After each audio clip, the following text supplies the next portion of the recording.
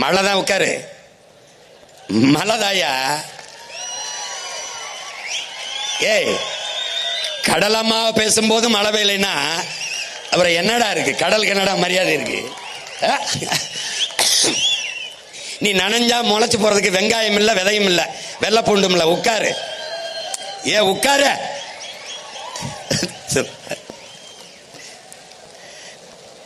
டேய்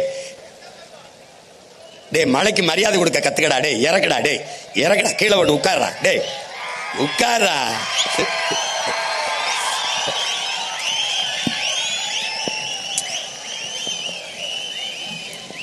ஒரு தொப்பிதான்.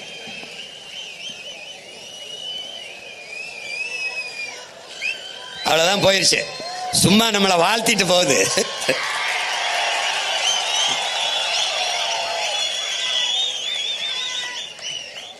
டேய், இதெல்லாம் தூக்காதரா.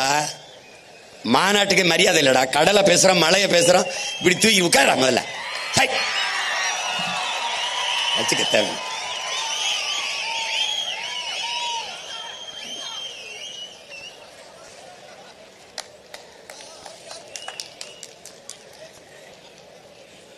டேய், குண்டு மழை பொழியும் போதே ஓடாம ஒரு இடத்துல என்ன வீர மறவர்களின் பிள்ளைகள். குளிர் குளிர் மழைக்காடா நம்ம கலைஞ்சு போயிருவோம்.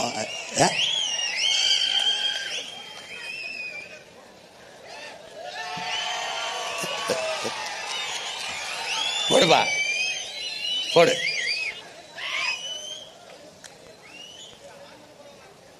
அங்க போடு, போடு.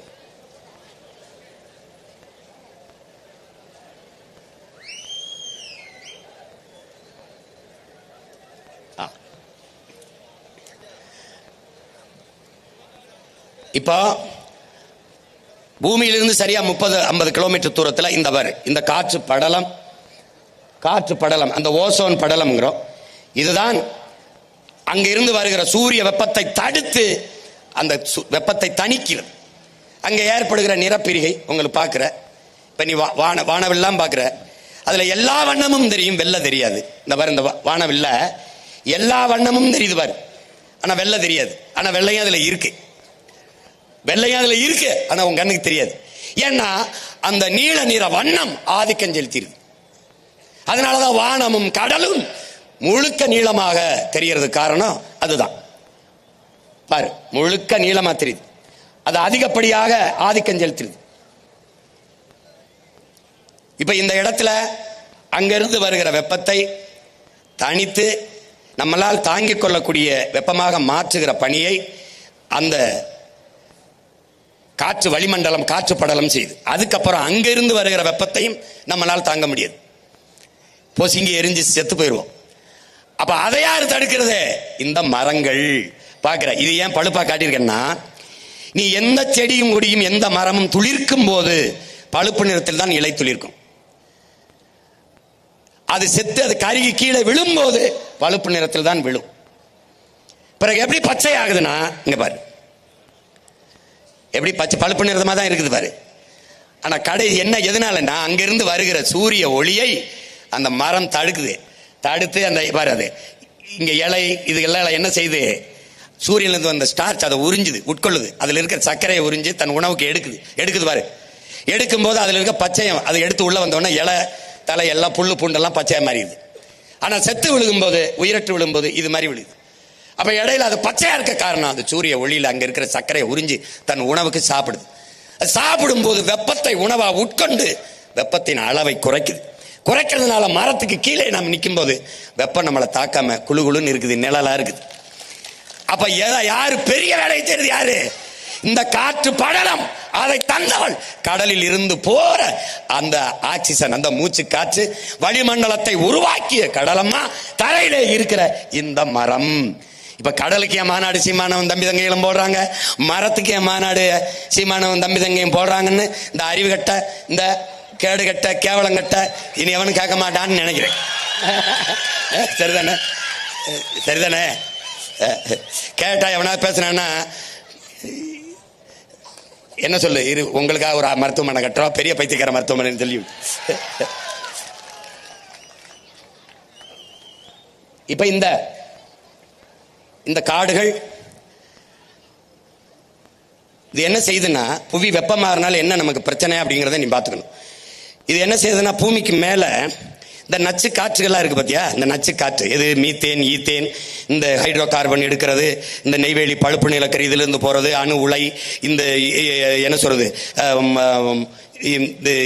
நச்சாலைகள், உர தொழிற்சாலை, இது எல்லாத்திலும் இருந்து போது பாரு. இந்த அனல் மின்சாரம், இந்த அணுக்கழிவு எல்லாம் மேலே போகுது பார்த்தியா, காற்றாகி இந்த கார் வெளியிடுகிற, மோட்டர் பைப் வெளியிடுற, சிப்காடுங்கிற தொழிற்சாலை, இது எல்லாம் போற இந்த காற்றுகள் எல்லாம் என்ன செய்யுதுன்னு பார்த்தீங்கன்னா, இங்க இந்த பூமியிலிருந்து சரியா ஒரு 15 கிலோமீட்டர்ல போய் காட்டிருக்கேன் பார்த்தியா, கருப்பா ஒரு போர்வை மாதிரி படலம் மாதிரி படந்துக்குது.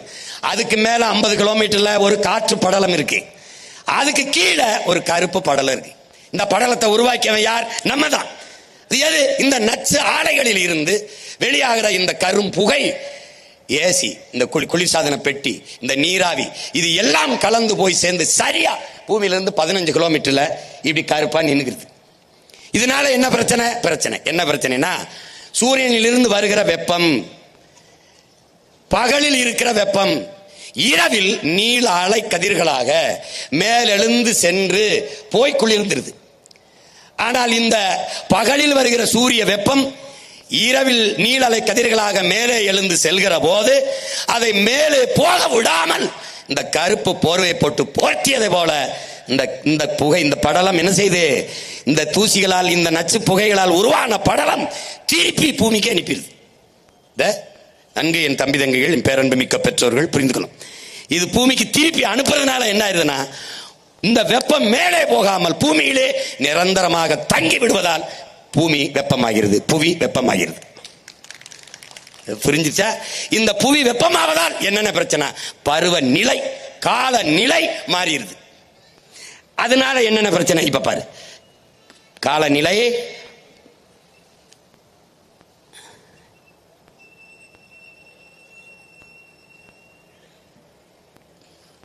மேல போய் குளிர விடாம தடுத்துருது. அது அண்ணன் சொன்னதுதான்.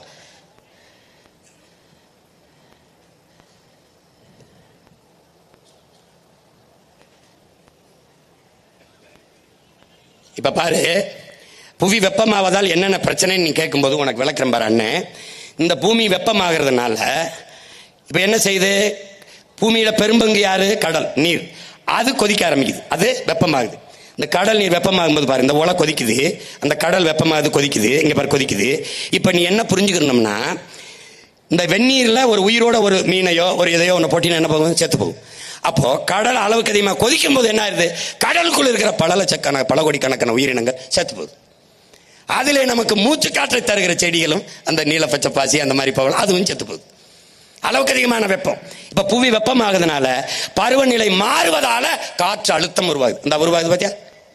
உருவாவதுனால என்ன பிரச்சனை என்றால், பருவ மழை என்ற ஒன்று இல்லாம போயிருது. இப்ப பருவமழை பெய்யும், இந்த நேரத்தில் வெள்ளம் வரும், தேக்கி வச்சுக்கணும், இந்த நேரத்தில் விவசாயம் பண்ணலாம், வேளாண்மை செய்யணும் அப்படிங்கிறது மாறிடுது. அப்ப என்ன ஆயிருது, பருவநிலை மாறுவதால் பெரும் மழை, புயல் மழை என்று ஆயிருது. பருவமழையே இல்லை, பருவமழை கிடையாது. இந்த பருவமழை பொய்யாகி போய் புயல் மழை, பெருமழை, இது ரெண்டு தான் இருக்குது இங்க பூமியில. இனி இது ரெண்டுக்கு தான் வாய்ப்பு இருக்கு. காரணம் என்ன? புவி வெப்பமாகுது. இப்ப பருவநிலை மாறுது, பருவநிலை மாறுது, காலநிலை மாறுது என்று எல்லோரும் பேசுவான். அது மாறல. மாற்றினது யார்? இந்த மனித பதர்கள் தான். இதை நல்லா விளக்கணும். அதை மாற்றினவன் நாம் தான். அது மாறல. இப்ப எப்படி ஓலை கொதிக்குதோ, கீழே அடுப்பை எரிச்சு நெருப்பை எரிக்கும் போது மேலே வந்த பானையில ஊத்தி வச்ச தண்ணீர் நெருப்பு தாங்காமல் கொதிச்சு பொங்கி கீழே விழுதோ, அப்படி வெப்பம் தாழாமல் கடல் பொங்கி மேலே எழுந்து ஒரு நாள் வரும். எப்படி பானையில் கொட்டுச்சா அப்படி வரும். வரும்போது என்ன ஆகும்னா, 70 விழுக்காட்டு கடல் நீர் பொங்கி 30 விழுக்காட்டு நிலப்பரப்பில் வரும்போது தரையில் இருந்து சரியா 3 கிலோமீட்டருக்கு தண்ணி தான் இருக்கும். இப்ப நான் சொல்றது நடக்குமா நடக்காதுன்னு நினைக்கிறேன். நடக்கும். பார்க்க நான் இருக்கணும், நீ இருக்கியோ இல்லையா, ஒரு நாள் நடக்கும். அப்ப என்ன சொல்லணும்? Be careful. பாரு இப்ப கொந்தளிச்சு வருது பாரு. இது நம்ம ஐயா ஒரிசா பாலு, ஒரு கடல்சார் ஆய்வாளர், நம்ம ஐயா இறந்துட்டாங்க. இவங்க என்ன சொல்றாங்க, ஏற்கனவே நம்முடைய சொல்லிருக்க பகுருளி ஆற்றல் பல்மலை அடுக்கத்து குமரிக்கோடும் கொடுங்கடல் கொள்ள, நம்முடைய பாட்டனார் இளங்கோவடிகள் சிலப்பதிகாரத்தில் பாடியிருக்காரு. ஏற்கனவே பகுருளி ஆற்றுடன் பல்மலை அடுக்கத்து குமரிக்கோடும் கொடுங்கடல் கொள்ள, கடல் ஒன்றுச்சு. குமரி கண்டம்னு ஒண்ணே கடல் கொண்டுருச்சுங்கிறாங்க. இப்ப அது மாதிரி எங்கேயாவது நடந்திருக்கான்னா, இந்த கீழடியில் உனக்கு 2500 ஆண்டுக்கு முன்னாடி இருந்து தோன்றான் பூம்புகாருக்குள் பெரிய கடல்கொள் நகரம் இருக்குன்றார். அதுக்கு சான்று ஐயா நம்ம ஐயா ஒரிசா பால் அவர்கள் காட்டியிருக்காங்க. உள்ளுக்குள்ள கடலுக்குள்ள ஒரு பெருநகரம் மூழ்கி இருக்குடான்னு. அது போல ஒரு ஆழி பேரலை வந்ததே உன்னால தாங்க முடியல. அப்ப கடல் பொங்கி வெளியில் வரும்போது 70 விழுக்காட்டு நீர், நீ 30 விழுக்காட்டு நிலப்பரப்பு, அவள் மூடினால் 3 கிலோமீட்டர் உயரத்திற்கு நீரால் நீ மூழ்கடிக்கப்படுவாய். அதுதான் இது. இப்ப இது என்னன்னா, இதுல என்ன கொடுமைனா, இந்திய நிலப்பரப்புல அதிகப்படியா 81 விழுக்காடு நிலக்கரி மீத்தேன் தமிழ்நாட்டில் தான் இருக்கு. இது காரணம், பன்னெடுங்காலமாக பல ஆயிரம் ஆண்டுகளுக்கு முன்பு வாழ்ந்த மூதாதை இதற்குள் வாழ்ந்து அதுக்குள்ளே பூமிக்குள்ளே புதைந்து போன மரம், செடி, கொடிகள், இலை, தலைகள் எல்லாம் மக்கி மண்ணோடு மண்ணாக புதைந்து வெப்பத்தாலும் அழுத்தத்தாலும் கரியாகி மாறுது. அது நிலக்கரி. அந்த கரியின் இடுக்குள்ளே ஒரு காற்று உருவாகிறது. அந்த வெடிப்புக்குள்ளே தேங்கி நிற்கிற காற்று எரி காற்று, அதுதான் மீத்தேன், ஈத்தேன், ஹைட்ரோ கார்பன் என்று சொல்லப்படுது. அப்ப அதை எடுக்கிறதுக்கு என்ன பண்ணணும்?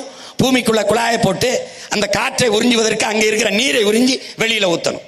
வெளியில ஊத்தி விட்டு அந்த காற்றை உறிஞ்சணும். இப்படிதான் மீத்தேன் எடுத்துக்கிட்டு இருக்கான். நீ வெளியில பார்க்கும்போது ஒரே ஒரு குழாயை பார்க்கிறாய், ஒரே ஒரு குழாயை. நீ ஒரே ஒரு அடிமரத்தை பார்க்கிறாய், ஆனால் வேற நீ பார்க்க முடியாது. ஆனால் பலாயிரக்கணக்கான வேர்களை அந்த மரம் விட்டுவிடும். அதுபோல இந்த மீத்தேன் ஒரு குழாயை பார்ப்பாய், அவன் பலாயிரக்கணக்கான குழாய்களை உள்ளே அனுப்பியிருப்பான். அவன் 1000 அடிக்கு கீழே போய் தண்ணீரை உறிஞ்சி உறிஞ்சி உறிஞ்சி வெளியிலே ஊத்துவான். தரைக்குள்ளே தண்ணீர் இல்லாது போகும்போது கடல் நீர் மட்டத்திற்கு குழாயை போடுவான். இந்த கடல் நீர் உள்ளே வரும். இந்த கடல் நீரையும் உறிஞ்சி தண்ணீரை வெளியே ஊத்துவான். நிலம் உப்பளமாகும். ஒன்றத்துக்கும் ஒரு பயிரும் செய்ய முடியாத அளவிற்கு நிலம் மாறும். இதனால் தான் அதை நிறுத்துங்கிறான். உனக்கு புரியுதுன்னு நினைக்கிறேன். அதை நிறுத்து. இப்ப 81 விழுக்காடு நிலக்கரி மீத்தேன் தமிழ்நாட்டில் தான் இருக்கு. அதுக்குதான் இதை வேட்டையாடுவதற்கு எல்லா முதலாளிகளும் இங்கே வர்றான். இந்த பசுமை கூட என்னது, நர்சரி. நீ பார்த்துருப்பா, இதுக்குள்ள இருந்துதான் இதுக்குள்ள நிறைய செடி கொடிகளை வளர்த்து நம்ம வெளியில எடுத்துக்கிட்டு போறோம். இது ஒரு நாற்றங்கால், இது ஒரு நாற்று. இதை பசுங்கூட விளைவு, கிரீன் ஹவுஸ் எஃபெக்ட்ங்கிறான். பசுங்குடில் விளைவு அப்படின்னு அறிவியல்ல சொல்றான். இது எப்படின்னா, இந்த குடியில பாக்குறீங்கள, இது மேலே இருந்து வருகிற சூரிய வெப்பத்தை உறிஞ்சிக்கும். ஆனால் கீழே இருக்குல்ல, இந்த வெப்பத்தை மேலே போக விடாது. அதை போலதான் பூமியிலிருந்து மேலே 15 கிலோமீட்டர்ல படர்ந்து இருக்கிற அந்த கருப்பு படலம் புவியிலிருந்து மேலே வெப்பத்தை போக விடாம தடுத்துருது. இதை பசுங்கூட விளைவு, கிரீன் ஹவுஸ் எஃபெக்ட்ங்கிறான். இது புவி வெப்பமாகுதல. இப்ப கடல் பொங்காம புவி வெப்பமாகாம இருக்க வேண்டும் என்றால் நமக்கு என்ன பண்ணணும்? இந்த நச்சு ஆலைகளை மூடணும். அதுக்கு என்ன மாற்று இருக்கு? அதே மீத்தேனத்தை நீ எப்படி எடுப்பா சீமான்? மக்கிய இலைதலை கழிவு, ஆடு மாட்டு சாணி, இந்த கோழி வாத்தினுடைய கழிவு, இதை குப்பை கிடங்கிலே கொட்டி அதை மக்க வைத்து அதில் எவ்வளவு வேண்டுமானாலும் இந்த எரிகாற்றை, இந்த பயோகேஸை, மீத்தேனை எடுத்துக்கொள்ள முடியும். வாய்ப்பு இருக்கு. வர்றேன், ONGC எல்லாம் நான் மூட திறக்கிறேன். புரியுதா உனக்கு? புரியுதுன்னு நினைக்கிறேன். போட எடுத்துக்கிட்டு போடா. அது அப்ப பூமியை வெப்பமடைய விடாமல் தடுக்க இருக்கிற வாய்ப்பு மரங்களை வளர்ப்பது. நீ வெயில் அடித்தால் கொடை பிடிக்கிறாய். பூமி தாய்க்கு வெப்பம், குடை பிடிக்க வேண்டும். என்ன குடை? பச்சை குடை. அது என்ன குடை? மரம். அப்ப 10 ஆண்டுகளில் பிரபாகரன் மகன், இயற்கை தாயின் பிள்ளை, என் தாய் நிலத்தை பச்சை போர்வையால் 10 ஆண்டு பசுமை திட்டத்தில் போர்த்துறேன். நீ பாரு, நான் செய்யறேன் மட்டும் பாரு. உறுதியா செய்யணும். உனக்கு புரியுதா? இப்ப அடுத்து இது பசுங்கூட விளைவு பார்த்துட்டேன்.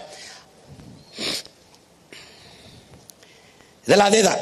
மேல போய் கருப்பு போர்வையா இருந்துகிட்டு அது வெப்பத்தை மேல போக விடாம பூமிக்குள்ளே இறக்குதுங்கிறதா இது.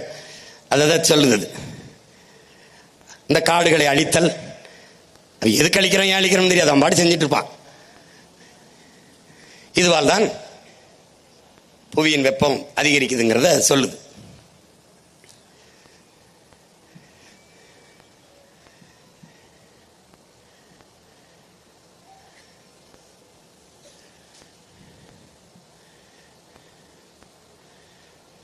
இதுல என்ன சொல்லுவதுன்னா, இந்த பூமியிலிருந்து நம்ம எடுக்கிற மீத்தேன் இருக்குல்ல, அதன் அளவு குறைவு. அந்த மீத்தேன் பயனும் வாழ்நாளும் குறைவு. அது எவ்வளவு தூரம் பயன்படும்? கொஞ்சம் தான். அதனுடைய வாழ்நாள் ஆயுள் அதுவும் குறைவு தான். ஆனால் அதனால் ஏற்படுகிற தீமை பின்விளைவு ரொம்ப அதிகம். அந்த மீத்தேன் ஈத்தேன் இந்த பூமிக்குள் இருந்து பல ஆண்டுகளுக்கு முன்னாடி புதைந்திருக்கிற அந்த மூலப்பொருளை எடுத்து ஏற்படுத்துகிற உருவாக்குகிற எரிகாற்று தயாரிக்கிற இந்த மீத்தேன் ஈத்தேன் இதுல இருந்து வருகிற நச்சு காற்று தான் காற்று மாசுதான் மிக அதிகம்ங்கிறான். அப்ப இதனால் ஏற்படுகிற பின்விளைவு தீமை தான் மிக அதிகம்ங்கிறான். அப்ப முதல்ல இதை கை வைக்கணும். இந்த அயோக்கிய பயலாம் மூடிட்டு மாற்று. சிங்கப்பூர் ஒரு சின்ன நாடு இதே மீத்தேன் ஈத்தேனை மக்கிய மரக்கழிவில் இருந்து எடுக்குது. நம்முடைய அப்பா நம்மால் வரவர்கள் ஆடு மாட்டு சாணத்தில் இருந்து எவ்வளவு வேண்டுமானாலும் பயோகேஸ் எடுக்கலாம். என்னுடைய தம்பி மன்னார்குடியிலே மனித கழிவு ஆடு மாட்டு கழிவில் இருந்து பயோகேஸ் இந்த எரிகாற்றை எடுத்து வீட்டுக்கு அம்மாவுக்கு அடிப்பெருக்க கொடுக்கிறான், மின் விளக்கு பொருத்துகிறான், அவனுடைய உந்தூரிலேயே ஓட்டி செல்கிறான். என்ன காட்சி இருக்கு, நான் போடுறேன். அவன் வீட்டில் செய்யறான், உங்க பிள்ளை நான் நாட்டில் செய்யறேன்றேன். இவ்வளவுதான் புரிஞ்சிருச்சுன்னு நினைக்கிறேன்.